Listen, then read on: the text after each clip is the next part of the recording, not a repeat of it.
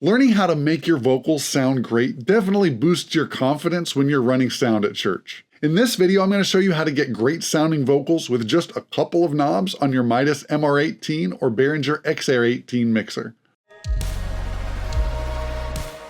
Hey, if we haven't met yet, my name is James and I help church sound techs, worship leaders, and tech directors eliminate the mystery and frustration around sound at church, because you should be able to use your church sound gear in a way that makes things clear, that sounds good, and it helps our gatherings really function well and not create a distraction. So if that's you, you found the right place, mash that subscribe button, and while you're at it, just hit the thumbs up. It helps the algorithm too. I've got other videos in this playlist on setting up your MR18 or Behringer XR18 so that you can get it set up and ready to go. You can know how to control all the functions and parameters within your channel processing.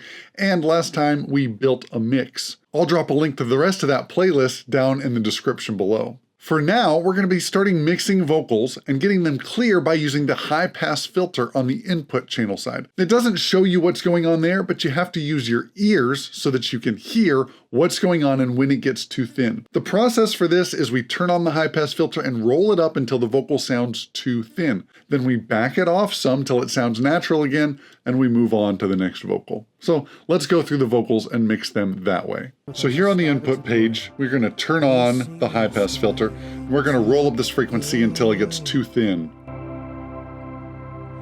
The glory due his name. That's a little bit thin for him. And he's going to be singing higher and louder later. It's going to get thinner then. The honor and the praise. Sing that with us again. Ascribe it. So we don't want to get too thin. We don't want to lose the warmth, but we want it to be clear. This is a pretty good spot for that. Let's go on to the next vocal and do it too. His name. Ascribe unto the Lord all the honor.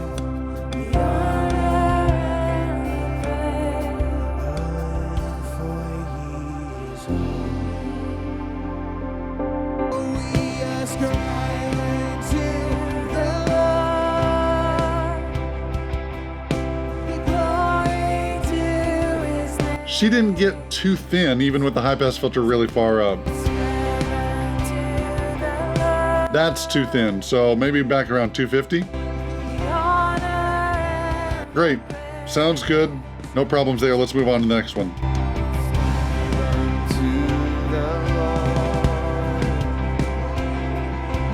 Glory to his name. Ascribe unto the Lord the honor and the praise. That's pretty good. Let's go on to the last one. For he is holy, and he is worthy all of the glory. Let me turn it off so you can hear what it's like. All of our By itself, not all of these are super apparent when we're turning it on and off in the context of the mix. But if we were listening to it by itself, even with nothing else happening with major tone changes, like if the singer is already kind of thin and cuts through really well, if we turn up the high pass filter, we get less background noise. So let me mute everything else so that you can just hear that, and so you can hear how the background noise and the sound from the PA goes away. That's why the high pass filter is really a brilliant tool for live vocals. For he is holy, and he is worthy of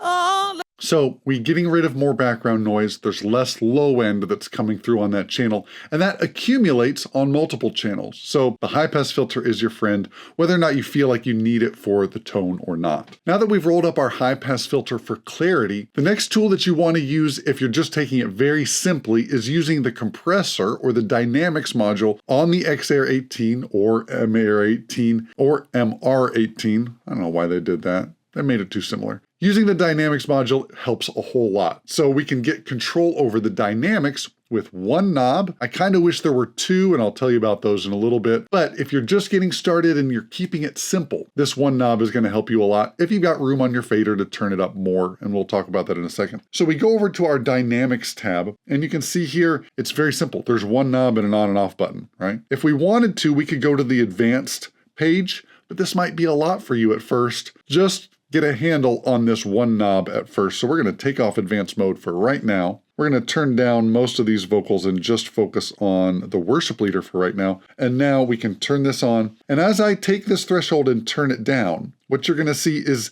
this gain reduction meter is going to move from right to left as he gets louder. That's showing us how much we're turning down the signal as he gets louder above the threshold that we set. So this threshold is dividing the signal into the portion below the threshold where we're not going to be turning it down, and the portion above the threshold where we start to turn it down, or it's not going to get much louder on the output as the input goes up. I can't tell you exactly where to go for this, but we're going to listen to it to know where too much is and then back it off from there. That's kind of your simple setting for most everything that you're doing in mixing is you turn something until you find out that it's too much and then you dial it back till it sounds natural again.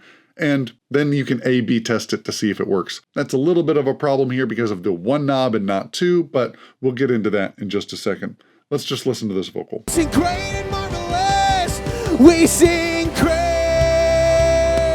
and marvelous are your works, oh Lord. Sing just and true, just and true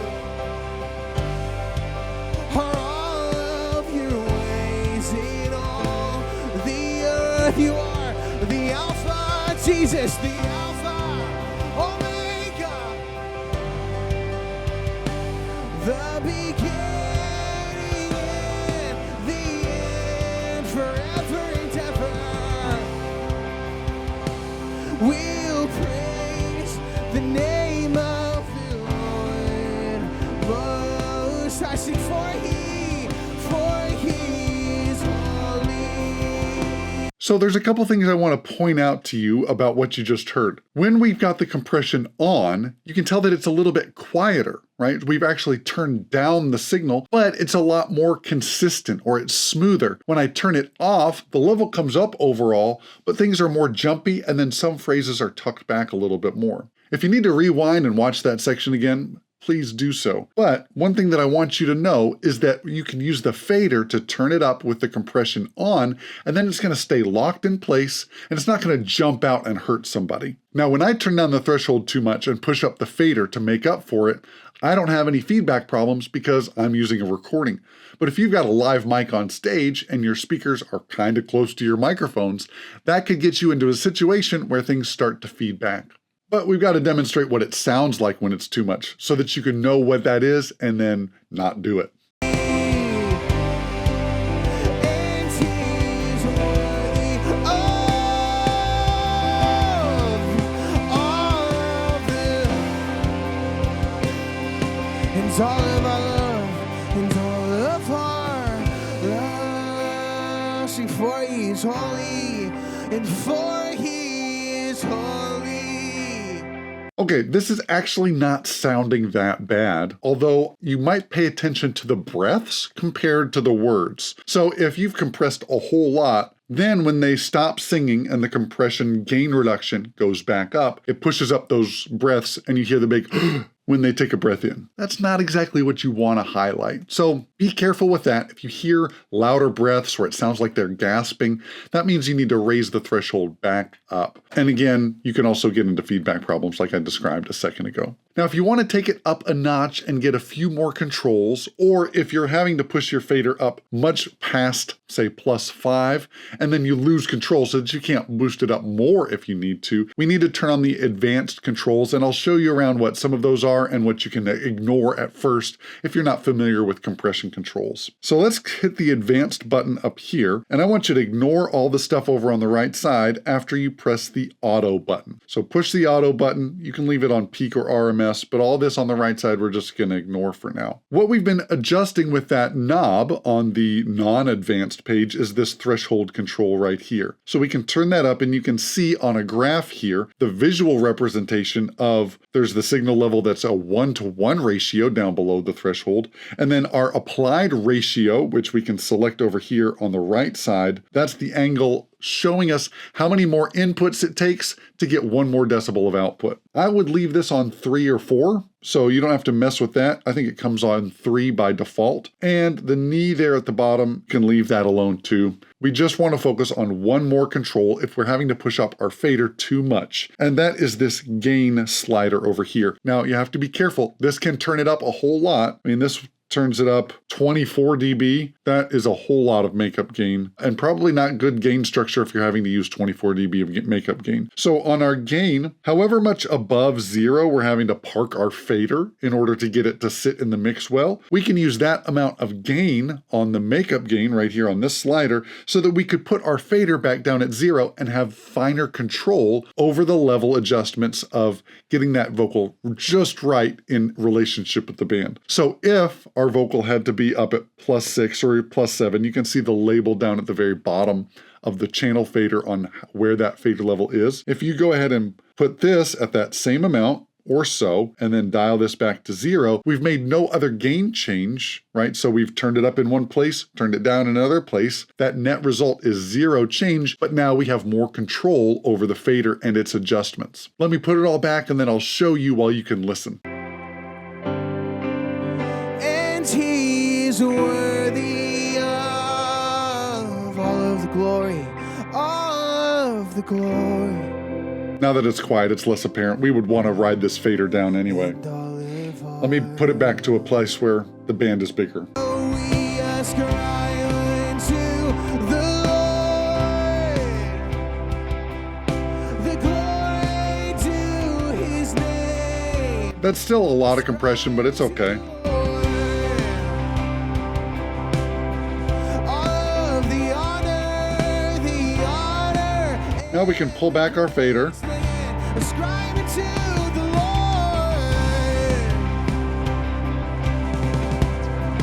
The glory. Now, if you want to take it up a notch and set your gain structure up a little bit more professionally, it doesn't really matter in the grand scheme of just mixing and making a good mix. But if you want to get everything dialed in and buttoned up nicely, you want to have the makeup gain set so that your average level is about the same whether or not the compressor is on or off. So I'm going to hit the power button while I'm fine-tuning that makeup gain so that whether or not the compressor is in or out, our average level stays about the same. All the glory to his name. Yeah, ascribe unto the Lord all of the honor, all of the honor, the honor, and So it's a little bit quieter when it's off, so I'm going to turn it down just a little bit. is holy.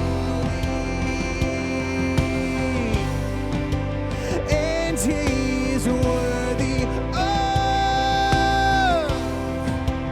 all of the glory and all of our love and all of our love. Sing it, for he is holy, for he is holy, and he is worthy of, and he is worthy of all of the glory. So you can see it's a little more peaky when the compression is off, but the average level is about the same. That's how we know that our makeup gain is pushing up the average level that we're turning it down with our gain reduction. Now, if you want to take it one step further with your control over the attack and the release time of your compressor, we can take off auto mode over here and focus on these 2 or 3 knobs over in this section. The hold knob is specific to Midas and Behringer stuff in this era. I haven't seen other compressors that have this hold knob, but the attack time and the release time can help you shift how the compressor will emphasize or de-emphasize certain parts of the phrase. If we turn the attack time faster, that can make the vocal sound thinner. If we turn it slower, it can make it sound thicker. At the same time, when we turn it slower, it allows more of the kind of punchy things through. And so it doesn't always catch everything that we want to, and it still kind of might jump out and hit you in the face. Your peak and RMS detection circuits, these little buttons up here, will affect the attack and the release times as well. So you can play around with how that affects it and how that makes it sound. If it's a little bit too jumping out and in your face, maybe you switch it to peak mode from RMS. Or if you want it to be a little bit smoother, maybe you switch over to RMS mode. But in general, if you're at, say, 15 milliseconds on the attack time, and I generally like about 250 milliseconds on the release, you can leave the hold alone if you want. That typically feels good for a lot of the legato type singing that we're often having at church. Now, if you have something that's a little bit more percussive or rap-like, you might want to turn that release time down. That's going to even out more of those faster syllables, and that also works well for speech as well. Speech syllables have a faster time between them because we're not holding them out with notes like we do when we're singing. That one's for free. After you have the high pass filter on and the compression dialed in, you're really well on your way to making great sounding vocals, and it's going to be a lot easier to mix, and you're going to feel a lot better about yourself, getting professional type results, and people are going to notice because everybody knows when the vocals sound weird and everybody knows when the vocals sound right. If you can start to get them sounding right, you're going to be well on your way. If you want to dive deeper into the EQ and compression settings that I'm likely to set up for a starting place, there's an ebook and a physical copy available, and it includes my starting places for where I listen for EQ and compression settings. They're not presets, and they're not for set it and forget it, because every vocal sounds different, and vocals continue to sound different as they get warmed up, as they're in different parts of the songs. So you have to train your ear. This just gives you a starting place for things to listen for and to know how to adapt to the things that you're hearing while you're mixing. I'll put a link to the live mixing field guide down in the description below. As always, remember, it's all about the low end, avoid the Soundtech solo, and nobody leaves church humming the kick drum. We'll see you back here next time on Attaway Audio.